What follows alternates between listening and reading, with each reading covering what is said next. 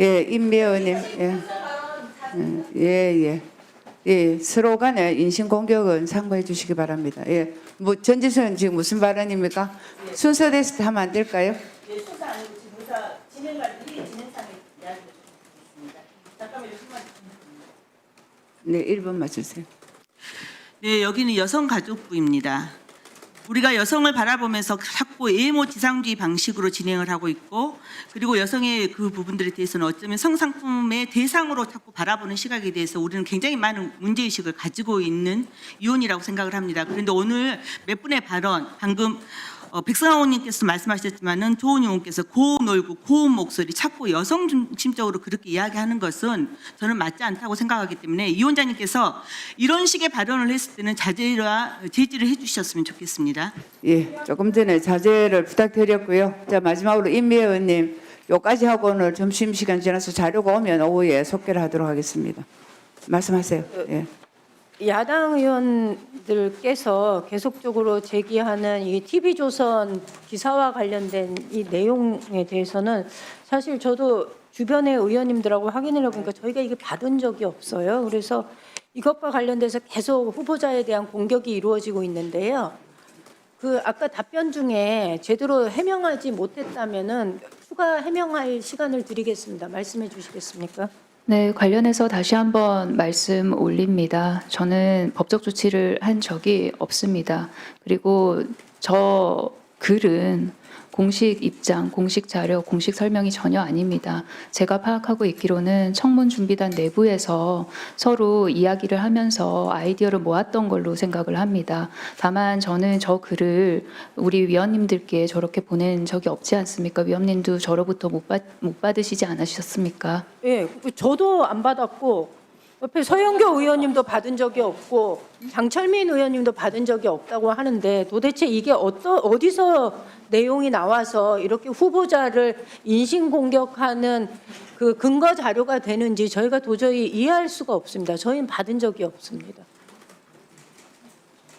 제가 짐작키로는 아마 내부에서 왔다 갔다 저희 내부에서 왔다 갔다 하면서 그것이 실수로 유출이 되지 않았나라고 생각을 합니다.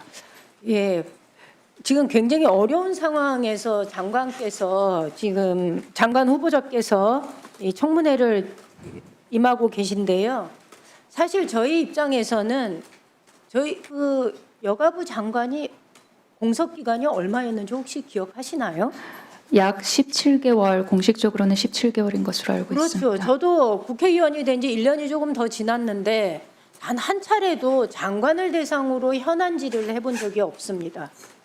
그래서 이 자리는 무엇보다도 정책에 관한 그리고 이후 여가부가 개편이 될 것이다라는 얘기들을 다들 하고 있는데 그 부분에 대한 비전이 어떤지에 대한 후보자의 이야기를 들어볼 수 있는 시간이 있어야 되는데 그것과 관련된 시간이 전혀 보장되지 않는다는 것이 매우 아쉽습니다. 그 조직 개편과 관련된 새 정부의 성평등 정책 방향과 공약 추진 방향에 대해서 좀 그 질의를 드리고 싶은데요. 가지고 계신 구체적인 개편 방향이나 구상이 있으면 좀 말씀해 주시겠습니까? 앞서 모두 발언에도 말씀드렸다시피 여성가족부가 하는 일은 굉장히 중요합니다.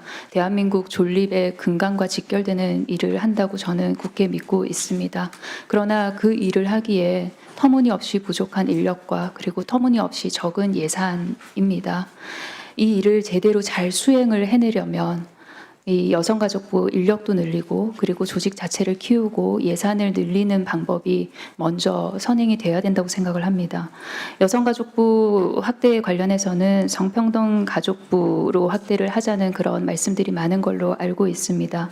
관련한 세부 내용은 정부 내 논의 과정이 있을 것이고요. 그리고 국회와 무엇보다 면밀하게 소통하는 과정이 있을 것이고요. 그리고 무엇보다 정책 집행의 첫 번째이자 두 번째이자 세 번째 기준이신 국민의 목소리를 듣는 과정이 있을 거라고 생각합니다. 위원님께 많이 여쭙고 말씀드리고 소통하면서 세부 사항들을 정리해 나가도록 하겠습니다. 그 이재명 대통령의 대선 당시 공약을 보면요. 그 성평등 가족부로 개편하는 것 하나와 성평등 거버넌스 추진 체계 강화 이 두 가지가 크게 대표 공약으로 정리되어 있습니다. 그런데 현재 국무총리 산하에 있는 양성평등위원회의 경우는 굉장히 역할이 형식적이다라는 지적이 그동안 많았습니다. 그래서 지난 정부에서는 기본계획 등을 심의 의결할 때도 서면으로 처리했고 사실상 제대로 된 논의가 단 한 차례도 이루어지지 않았다라는 지적이 있었습니다. 앞으로 여성가족부가 중심이 돼서 부처 간 성평등 정책을 총괄하고 조정해야 된다고 생각을 하는데요. 후보자가 생각하는 성평등 거버넌스 추진체계 강화 그 방안에 대해서 말씀해 주시겠습니까? 각 부처나 아니면 국가기관으로 분절되어 있는 성평등 관련 역할을 저는 효율적으로 집행을 하려면은 한 부처로 통합을 하는 작업이 필요하다고 생각을 합니다. 다만 통합을 할 때 그 행정의 경계 사이로 국민들의 삶과 죽음이 갈리는 그런 결과를 낳아서는 안 된다고 생각을 합니다. 그렇기 위해서는 지금 현재 분산적으로 흩어져 있는 여러 가지 성평등 관련된 역할을 부처와 긴밀하게 소통을 하면서 어떻게 하면은 효율적으로 일원화를 해낼 수 있을까라는 그런 논의가 선행되어야 된다고 생각을 하고요. 그리고 말씀 주셨던 양성평등위원회 관련해서는 그 위상의 격상이라든지 아니면은 실질적으로 일을 하는 것은 그 해당 위원회의 사무국이라고 생각을 합니다. 그 해당 위원회의 사무국을 어느 단위에 둘 것이며 그리고 그 사무국이 가지는 권한을 어느 범위까지 확대를 해갈 것인지는 여러 가지 종합적으로 유기적으로 살펴봐야 된다고 생각을 합니다. 그 중앙부처 간의 연계도 중요하지만 사실은 중앙부처와 지방자치단체의 연계가 굉장히 중요합니다. 그래서 지자체의 양성평등 정책 담당관 설치하는 문제, 그래서 성평등 정책을 조정하는 그 기능을 확대해야 된다라는 요구가 그동안 꾸준하게 제기되어 왔습니다. 그래서 이 부분에 대해서 어떻게 생각하는지 좀 답변해 주시기 바랍니다.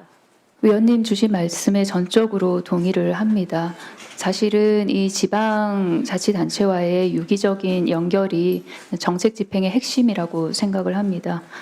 보다 면밀하게 더 검토를 할 것이고요. 그리고 말씀 주셨던 그 성평등 관련해서 여러 가지를 기능을 확대해 나가는 일을 기획하고 그리고 검토하고 조정하고 실행해 나가도록 하겠습니다.